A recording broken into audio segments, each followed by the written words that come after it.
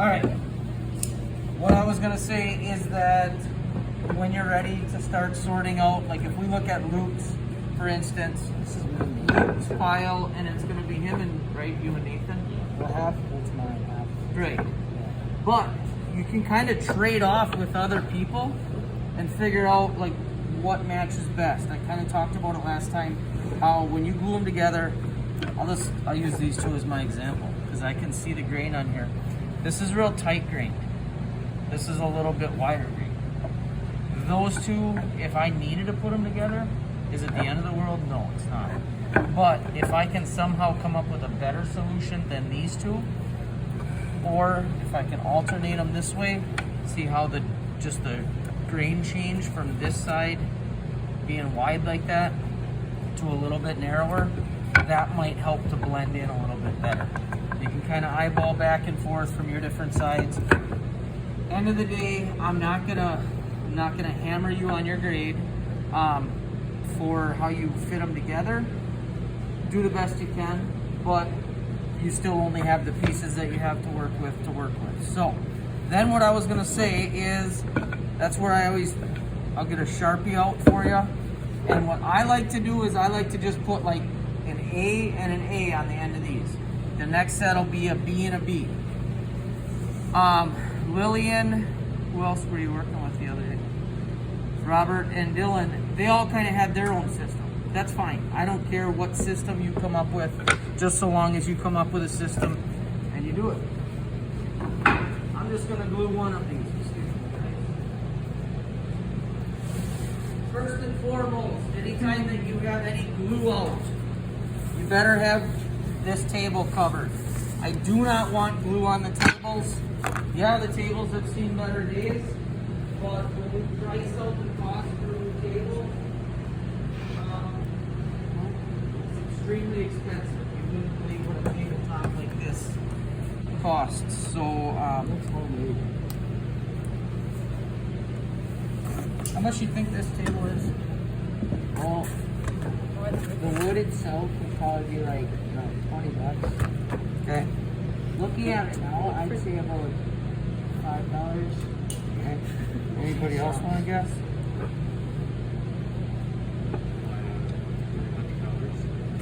One table like this is a little better than $1,000. Yeah, we're not counting the bottom.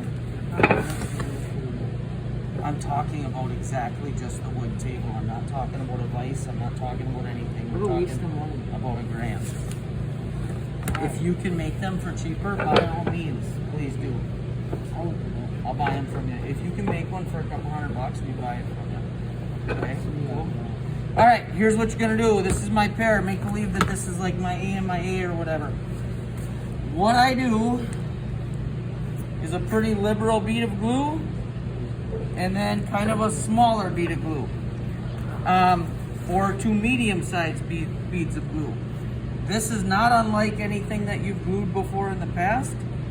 I went a little stronger on the glue. That first one came out a lot hotter than I wanted it to, but that's what we're looking at. Try not to get glue all over the place. I can tell you right now that that's thicker than I wanted it. You guys see how you can't see through it like at all? So for me, I'm just gonna take and smear this on the other piece right away to try and pre-glue this side a little bit. The biggest thing that I want you to, like, this is just gluing, okay? It's not anything earth-shattering that you don't already know. This is just a different application. To my knowledge, you have never used clamps like this, right? Okay. So, smear that over so that it spreads evenly. I set this down, and this is where it's nice to have a second person, but I come in about 2 or 3 inches from the end. I tighten it so that I'm in about the center, okay? Then I'm gonna go over there. These clamps, I love these clamps for this application. We don't really use these clamps for anything else the rest of the year, except for gluing stuff face to face like this. These clamps, how they're designed,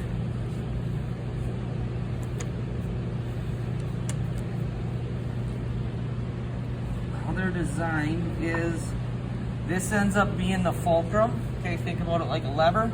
This is where it pivots. This is what spreads apart to apply pressure there. Stop worrying about the foam, pay attention here. What you need to do is make sure that they're flush.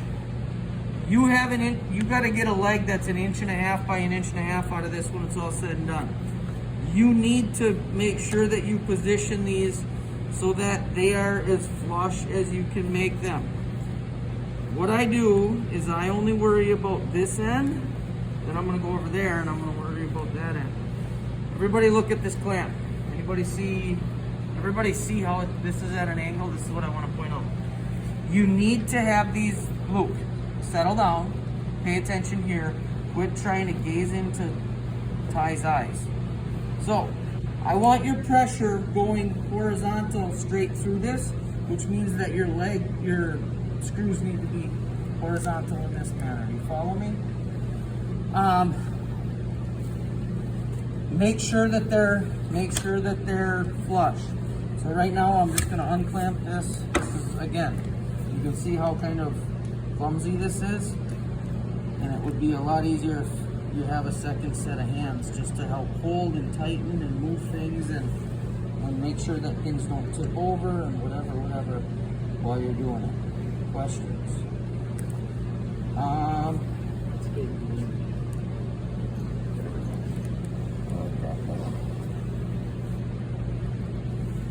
Gotta work relatively quick, but here's what I want to point out.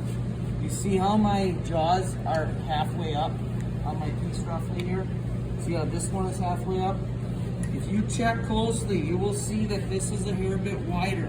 Okay, when I tighten this, I want to make sure that I'm applying pressure by this screw clamp, by this screw, not by this. This one gives me more force because I can use that kind of mechanical advantage of it. And what I do is I try to put 2 clamps on this way. Then I want to make sure not to set these down into the glue. I wouldn't be working next to this. Could you actually just hold that?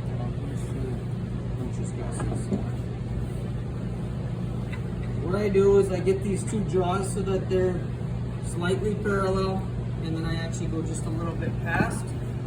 And then I'm going to run this like this, see if it fits. It doesn't fit yet. Spread it apart a little bit. Spread it apart a little bit. And then we'll hold that. And I'm going to tighten this up. Again, notice that I'm applying my final pressure with that screw clamp that is the screw that is furthest away from it. What I try to do is I try to space these out. I like to put the clamps like this, where there's 2 on this side and 1 on this side. There's no significance to that, okay? My biggest reason for doing this is I want to make sure that I got one within about 3 or 4 inches here. This one's in the center, and this one's within 3 or 4 inches there. As soon as I'm done, then I'm gonna, before I take it off of there,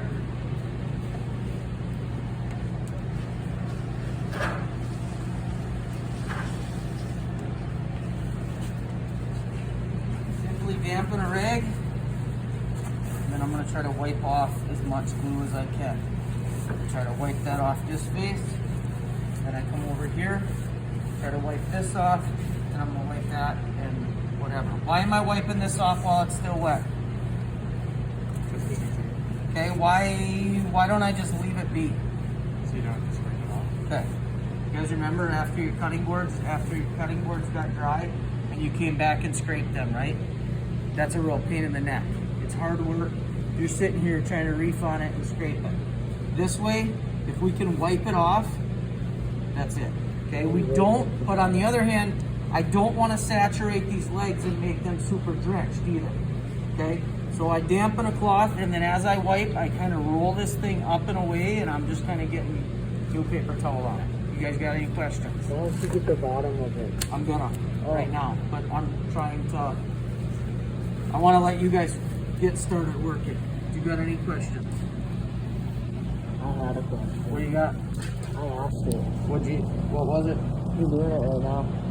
Oh. Yeah. Make sure that they are flush. If they are not flush, you need to reposition them so that they are, because if they're not flush, your legs are going to be too small. That's going to be a problem. Pound it. Okay. You Pound can shut it. off the camera. Pound it. Okay. Get to work.